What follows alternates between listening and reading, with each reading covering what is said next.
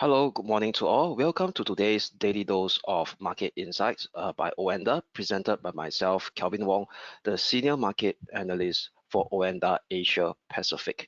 So today is Thursday, the 5th of October. Good morning. So before we start, let's take a look at the disclaimer slides first.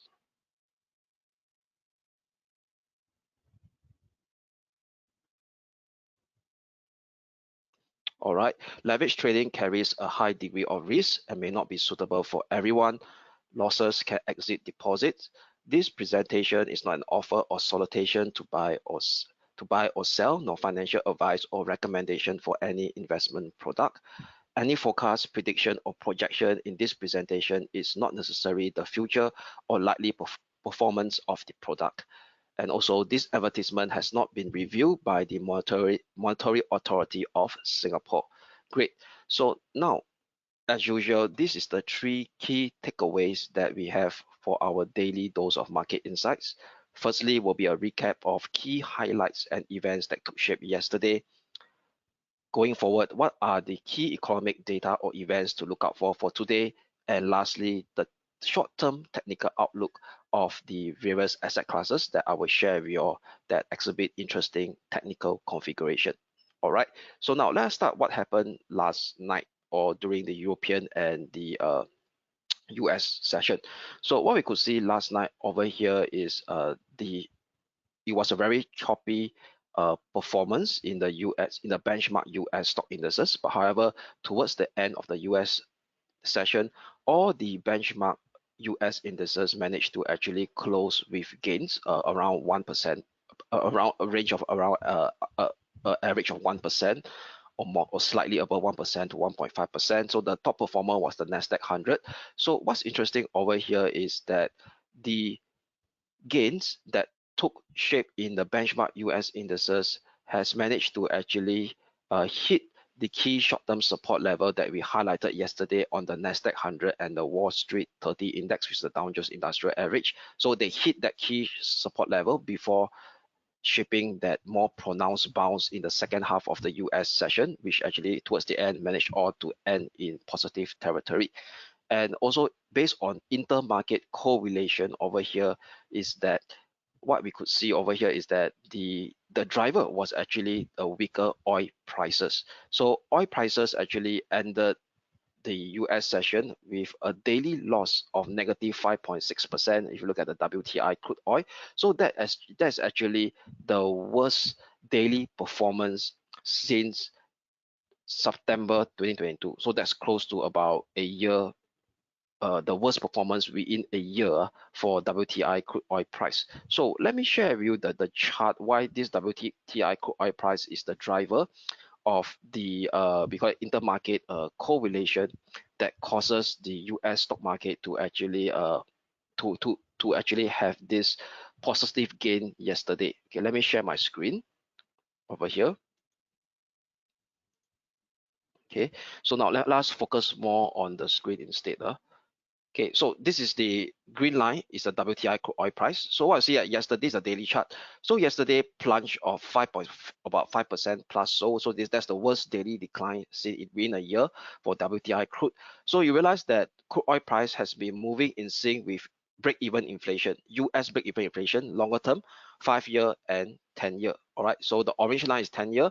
The dark blue line is 5-year. So this inflation break-even inflation, pardon me, just take it in the sense that it's market traded inflation expectation. Okay, means what is US inflation going to be 5 years from today and 10 years from today. So yesterday's we call it a steep fall in WTI crude oil price give also a fall in inflation expectation. That means i.e. it actually reduce the risk of halted inflation going forward in 5 years and 10 years down the road. So given that we know that market is always forward looking, given the fact that inflation expectation has started to tip down, that means i.e. we are also looking for a short-term expectation that the Fed may not be so hawkish going forward. So that's actually explain with the intermarket correlation between WTI crude oil price yesterday, a dip in crude oil price, then the conduit over here at the middle is that a fall in inflation expectation lead to what I call a rally in the US stock indices yesterday. So with the top performer, definitely will be the Nasdaq 100, given the fact that Nasdaq 100 consists of the 7 mega cap stocks are pretty much dependent on growth. So with a potential lower long-term interest rate by the fact of inflation expectation tipping down lower, so that actually kind of a give it as a top performer yesterday at 1.5%. All right. Then what you could see over here is that given the fact that inflation expectations also start to dip down, we start to see also the longer term US government bond yield also shaping a decline right below the resistance level at 4.9%. All right, this was the US government 10-year Treasury yield. So a dip down in US Treasury yield also act as what I call another conduit to support the bullish move, the short-term bullish move in the US benchmark indices yesterday. So we all know that a reduction in long-term treasury yields, 10-year, as well as a reduction in US inflation expectation. So that actually tells us that also reduce the risk of a more hawkish Fed. So that actually see what I call the dollar strength pullback to take shape yesterday as well. Okay, so all in all, right, dollar strength pullback, uh, inflation expectation tick down, longer term 10-year US Treasury tick down. So all this actually supports risk assets. So that actually explain the move on that US benchmark stock indices having a positive day yesterday. So this is the heat map of the S&P 500 yesterday. So I could see is that the top performer is the 7 mega cap as usual, the Microsoft, Nvidia, Apple, especially Tesla up close to 6%. So all in all, almost in positive and green with the expectation of the energy sector that is actually pretty much driven, we call it taken down by the weak oil prices yesterday. So now the next question we got ask ourselves is that can this potential rebound that was seen in the US stock market yesterday sustain into the short term, at least in the next 1 to 2 days? So that I will cover in my short term technical outlook later on. All right, so we know. So now let us take a look at the economic data that was released yesterday. So yesterday economic data released was actually the ISM Services PMI. So this data actually came in lesser slightly came in within expectation of 53.6. All right, 53.6. So over here is that what you could see over here is that it's if you look at the trend of the ISM services, okay. Okay, so what we could see is that the services sector actually came in within expectation, but it actually tell us 9 consecutive months of expansion. That means above 50, above the 50%, 50 level mark over here. So 9 months of a consecutive expansion. So what we could see over here is that the services sector in the US still continues to be humming around, humming on the positive side, despite the fact that the Fed continues to actually has a mandate to maintain interest rate at this current high level. All right, so doesn't have much negative impact on the services sector yet at this point in time. So that actually also kind of supports this bullish move in the US stock market yesterday. Then also, if you look at the other economic data, is the kind of a prelude to this Friday's NFP government compiled non-farm payroll data. That means that's the official job market data for US. So you look at the ADP unemployment change. So ADP unemployment change, right? This number is quite volatile if you look at those who actually follow in the past. So it came in at 89K. So that's way below consensus of 153K. So if you look at the trend of the ADP employment change. So bear in mind, this is the private sector compile. All right, so they sometimes do not have a very strong correlation. I mean, the correlation is not very perfect with the government compiled NFP, which released on Friday. So I could see over here is that the number of added jobs per month has started to decline as per trend, monthly trend, since June high of 455K added per month. So the trend has been trending down. So it's now way below the average norm of 120K added in the last 1 year. So what it could boils down over here is that based on this ADP employment change, if you look at this data solely, market seems to be implying that if non-farm payrolls continue to track very similar to the ADP employment change this coming Friday, that means it indicates to us that the employment market, the job market in US has started to soften. So that could actually lead to be a bit of what I call a support for the Fed to be not too hawkish going forward into next year. Okay, but that all boils down to we call it a merit of other economic data that we got to also pay attention to, especially oil prices. Okay, so later I'll share with you where are the key support of oil prices, given the fact that have oil prices starts to change into a major downtrend, or is the major uptrend still up?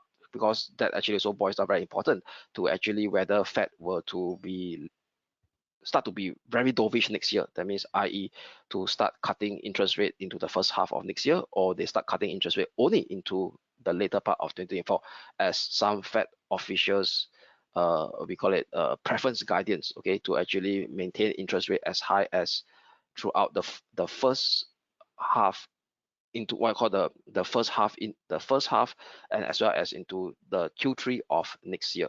All right. So that actually there's a lot of data that actually got the Fed got to consider, but nevertheless, all this short-term we call it data that's coming out will only impact the very short-term movement of the financial instrument that we discussed earlier on. Yeah, so in a nutshell, for sure, yesterday's below expected job increase for ADP number has kind of reinforced that bullish movement on the US benchmark stock indices, which also in turn see that that tick down in the US 10-year Treasury yield, which also eventually see a dollar strength pullback as well. Okay, so that is the key data that is for yesterday. So another event that took shape over here was this OPEC. So actually OPEC no change. Saudi Arabia and Russia going to supply curbs into the year end. So that's kind of a within market expectation. So I believe that the oil price fall yesterday was actually due to the over optimism in the last couple of weeks, where actually speculators kind of a over position on the long side. So given the fact that OPEC did not actually change in their supply curbs, I mean they do not curb their supply much deeper, so that actually kind of disappoint those late longs that actually enter into the oil markets in the last 3 weeks or 4 weeks. So that actually kind of a is due to more of a positioning factor that trigger this steep fall in the oil prices yesterday. Okay, now going forward, what are the key events to look out for today? Okay, and in terms of economic data releases. Okay, so today will be Thursday. So over at the later Singapore session, we have the retail sales number that is going to out later on at 1 p.m. Singapore time. Then we also have, as you know, that Germany is a key, or I would say it's a major export hub for Europe. So for Germany, they will actually release the balance of trade data for August. So that's up at 2 p.m. Singapore time later. Then going forward, we will have this US. Let's look at the US data. So US data, you have the balance of trade as well at 8:30 p.m. Singapore time, and we have this weekly another job data, weekly jobless claim data. Okay, so this is on a weekly basis. This is out at 8:30 p.m. Singapore time, and thereafter we have ECB official public speech, which is at 10 p.m. Singapore time. Okay, and also 11:30 p.m. Singapore time, we have a Fed official public speech, a Fed banking speech at 11:30 p.m. All right, so these are the key events and data to actually potentially that could have a significant impact on the market later on for today. So now let's take a look at the short-term technical outlook chart then. Okay, so let's start with the FX market first. So if you look at the FX market over here, all right, so this is the rolling 1 month performance. So it rolls every day as of today. So what I could see is that the dollar strength story setback has started to take shape. All right, even the dollar that was strongest against the European currency has started to fall and cover the gap between the Aussie, the CAD, the CNH, as well as the Kiwi over here. And also what I could see over here is that the yield between the 2-year Treasury yield versus the average 2-year spread of the major pair, that means again the German, UK, Japan, Canada. So I include in the Aussie and and China as well, given the fact that CNH is also not really a major currency, but in terms of its influence towards the rest of the world, it has pretty much picked up significantly in the last 3 years. So that means basically the US Treasury yield 2-year yield premium has started to decline against the rest of the world. All right. Okay, so that actually support at least the short-term dollar strength pullback. All right. So now going forward, let's take a look at the technical outlook on the sterling and the euro that we usually cover for our daily dose of market insight before going to other interesting pair such as the yen and the Aussie. So let's look at the euro dollar from here. Okay, start off with the euro dollar. So for the euro dollar over here is that yesterday we do have a short-term support level at 105.50, then followed by 104.20. So it hit the first 104.50 level, then thereafter it shaped it's going to go sideways and it's going to shape a higher bounce heading into the US session. So it hit during this European session yesterday. Okay. So what we could see over here that it starts to shape a very clear is a bullish divergence at this point in time. Higher low on the RSI, lower low on the price action. Okay. Then yesterday we have a short-term pivotal resistance level at 1.0560 to kind of maintain our potential short-term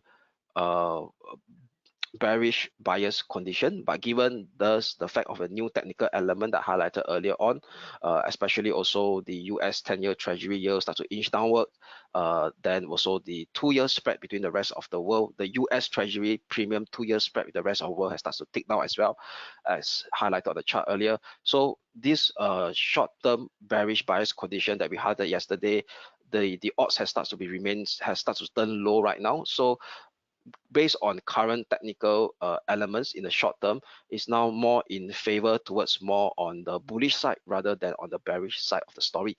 So i.e. there's now an increased odds of a potential counter trend rebound, and also this bullish divergence right on the RSI take shape right exactly as a second retest on the lower boundary of this gray line of this medium term descending channel in place since the high of July this year. All right, at the lower boundary here. So all in all, what I could see over here is that the odds of a short-term counter trend rebound has started to increase. So for today, we will actually flip to a short-term potential bullish bias condition to see an extension of this potential short-term counter trend rebound. First test will be the resistance at 1.0560. A breakout above it potentially expose the next resistance at 1.0630, which is also confluence with the 20-day moving average. All right. However, if we start to see an hourly close below 1.0450, then this short-term bullish bias condition will be invalidated to see a continuation of this impulsive down move to test the next support at 1.0420, followed by 1.0320. Right, so that's for the euro dollar. So very similar configuration on the sterling dollar as well. So on the sterling dollar, it hit our support level that we highlighted yesterday during the European session at 120.50. Okay, hit the support level, and where it hit, it also hit the lower boundary very close of this medium-term descending channel that's in place since 14th of July high. And upon hitting the lower boundary of this medium-term descending channel, the RSI starts to shape a bullish divergence as well.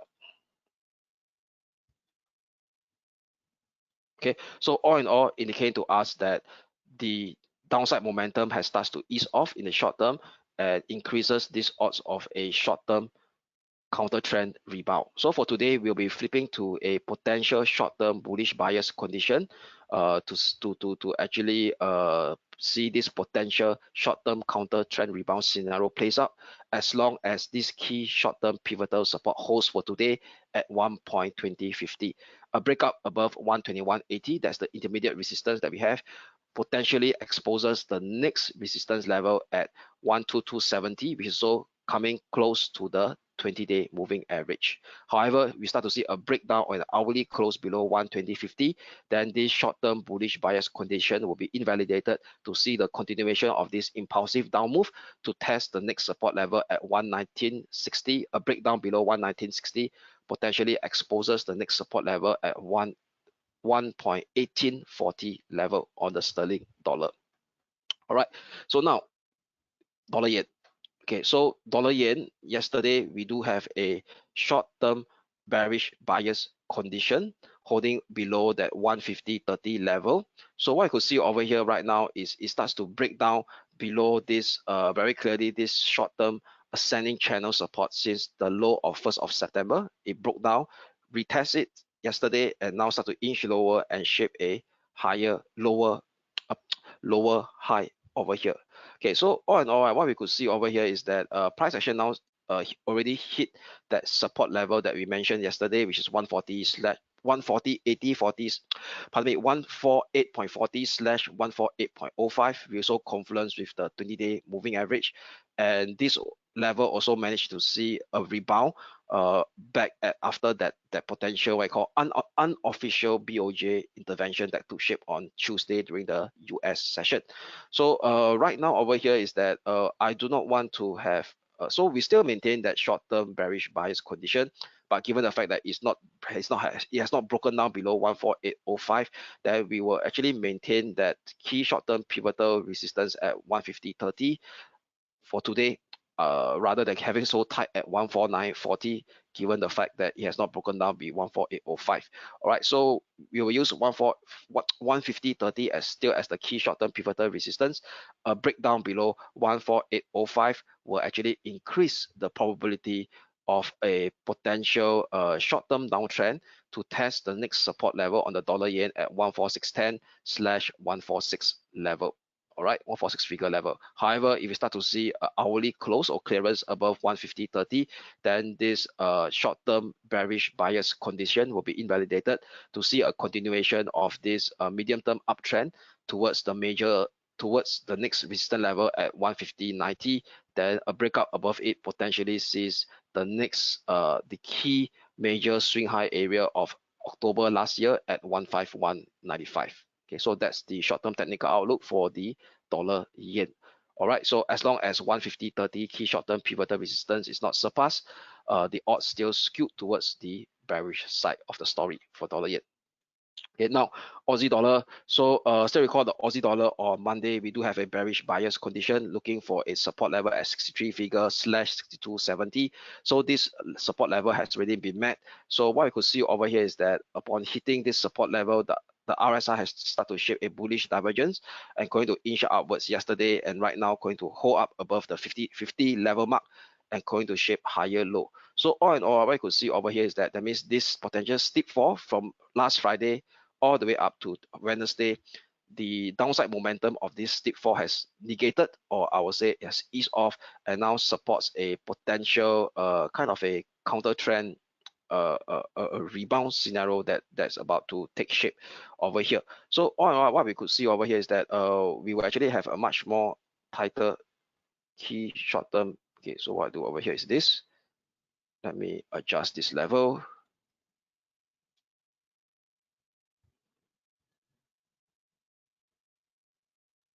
Given price action starts to move up pretty swiftly, okay.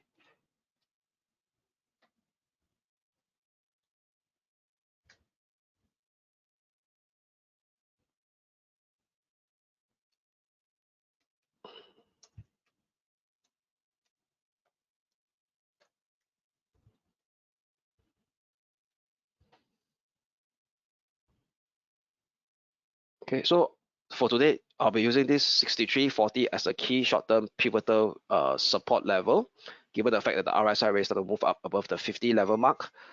So as long as this level continues to hold for today, potentially the Aussie dollar could continue to shape this potential counter trend rebound towards the next resistance level at 64 figure level, which is also the 20-day moving average acting as a resistance as well. But however, if you start to see an hourly close or a reintegration back hourly close below 63.40, then this short-term counter trend rebound scenario will be invalidated for the Aussie dollar to see a retest of 63 figure level slash 62.70. So that's the next support, that the support level that the previous support level that we highlighted. All right, so that's for the Aussie dollar. So now let's go towards the major currency, the benchmark stock indices. All right. So for the benchmark stock indices over here, what are the things? Let us start off with Asia first. All right, on the Hong Kong. Okay, so for Hong Kong yesterday, we do have a short-term support level at 17,060. So during the during the afternoon session yesterday, it came very close to 1760, printed a low of 1702. Then what we could see over here is that the RSI has now starts to shape a bullish divergence as well at the low. So given the fact that the dollar strength pullback scenario seems to be has an increased odds right now, so we could see a bit of relief on the downside pressure on the Hong Kong 33 index. So for today, right, we'll be using the short-term pivotal support level at 17,060, potentially to look out for a short-term counter trend rebound scenario. That means we have a short-term bullish bias condition for today. To reinforce this short-term bullish bias condition, we need to have a breakup above the intermediate resistance at 17,370. We call it the potential trigger level. Could potentially see this counter trend rebound scenario to extend to test the next support, the next resistance level at 17,680, which also confluence with the 20-day moving average, and as well as this minor descending trend line that I drew from the high of 4th of September that prevent previous boosts from surpassing on the 22nd of September and 29th of September. Okay, so that could be the potential we call it counter trend rebound scenario target. All right. So now, however, if we start to see a hourly close or breakdown below 1760 on the Hong Kong 33 index, then this potential short-term counter trend rebound scenario will be invalidated to see the continuation of this impulsive down move towards the next support level at 16,800 for the Hong Kong 33. Now, moving on to the German 30. So on the German 30, yesterday, we also highlight the key support level at 15,020/14,930, which has already been met. Okay, spot on, it been met. So what is this level? This level is pretty much important. Why? Because this is a key descending medium-term descending channel lower boundary that is in place since 31st of July. So given the fact that it really hit this descending channel lower boundary and is in the medium term, and also the RSIs on the hourly chart start to shape a bullish divergence as well. So indicating to us that this push down on the German 30 index since last Friday, the momentum has started to ease off. That means given a hit on the lower boundary of a medium-term descending channel increases the odds of a short-term potential counter trend rebound at this juncture. So therefore, given that the technical element on the shorter term has started to turn positive, so for today we'll be having a short-term bullish bias condition to play out this potential short-term counter trend rebound scenario, as long as 14,930 key short-term pivotal support holds. Looking for the resistance for today will be at 15,290/15,330, which is this minor congestion zone area of 27th of September and 30th of September, and also confluencing with this minor descending trendline resistance from the high of 15th of September that I drew. Okay, so flipping to a short-term bullish bias condition for today, as long as 14,930 holds. But however, if we start to see a breakdown below or a breakdown with an hourly close below 14,930, then this impulsive down move shall continue for the German 30 to test the next support level at 14,630. All right, so that's for the German 30 index. Now, US benchmark stock indices. So on the US benchmark stock indices, yesterday we do have the 32,800 as a key short-term support level, almost hit yesterday before the price going to inch higher. So what we could see over here is that this level 32,800 also confluence with the short-term descending channel since the high of 21st of September, and the RSI also start to shape a bullish divergence as well. Okay, so indicating to us that this push down on the Dow Jones Industrial Average or the Wall Street 30 index we call in our platform has started to lose its downside momentum, therefore increasing the odds of the short-term counter trend rebound scenario for today. So what we do for today, we were actually flipping to a short-term bullish bias condition as well for the Wall Street 30 index, using 32,800 as a key short-term pivotal support level, looking for the next resistance to come in at 32,270. A breakup potentially exposes the next resistance level at 33,510 on the Dow Jones Industrial Average, which is confluence with this former support level, broke down, turns into a pullback resistance. Okay, now, however, if we start to see a breakdown below 32,800, an hourly close below it, that means this short-term bullish bias condition will be invalidated to see a continuation of this slide towards the next support at 32,570 level. Okay, on the Wall Street 30 index. Now, for the Nasdaq 100, so Nasdaq 100 yesterday also hit that support level at 14,450. Okay, during the European session. Then thereafter, it's going to inch upwards at this point in time. So overall here, it hasn't broke above the high that managed to congest last Friday at 14,900. So I do not want to have a so tight short-term pivotal support level. So we still maintain it for now at 14,450. That means using the swing low of 28th of September that confluences with yesterday's swing low, 14,450. So 14,450 would be my short-term pivotal support for today. So flipping to a short-term bullish bias condition on the Nasdaq 100, as long as 14,450 short-term pivotal resistance support hold, pardon me, 14,450 short-term pivotal support holds, looking for a test at 14,900. Above it exposes the 20-day moving average, acting as resistance at 14,980, and a clearance above 14,980 potentially could take us up to the next resistance level at 15,140, which is also the 50-day moving average acting as resistance, confluences with the former minor swing low area of 7th of September and 20th of September, broken down, now turns into a pullback support level, a pullback resistance, pardon me, at 15,140. But however, if we start to see a breakdown and hourly close below 14,450, then this short-term counter trend rebound scenario will be invalidated to see a continuation of the impulsive down move of the Nasdaq 100 to test the next support level at 14,245. Okay, so all in all, we will be having a short-term bullish bias condition on the benchmark stock indices, given the fact that it's being supported by the dollar strength, potential dollar strength pullback scenario in the short term. Okay, now, lastly, before we go, let's look at WTI crude oil price. So we know that this is the daily chart of WTI crude oil price. So yesterday, fall of 5% was the steepest fall in 5 years. In 1 year, within 1 year. So what we could see over here is that it managed to break down below this medium-term ascending channel support that I drew from June this year. But overall, the longer-term major trend still remains intact. Why? Because it's still holding above the 200-day moving average that is acting as a support at 7870/7730. But however, given the fact that this push up over here from this medium-term uptrend from 28th of June all the way up to the high of 28th of September, the RSI has started to show a bearish divergence at the overbought level. Okay, so what it means that over here is that we could start to see a more what I call potential multi-week corrective decline to retrace this entire uptrend.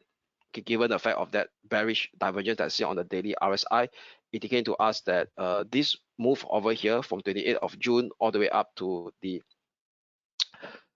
28th of September, there's a high chance of what I call a more substantial retracement, given the bearish divergence of the RSI, and the RSI hasn't even hit the oversold level yet at this juncture. Okay, so what I could see over here is that those who would like to know that the Fibo retracement over here, so this level take us to the golden ratio at 61.8% as well. Okay, so now in the short term, right, there's one support level to watch out for is 8360, okay, which is this former swing high area of 12th of April and 30th of November. So let's flip on this with this 8360 in mind. Let's flip on to the hourly chart.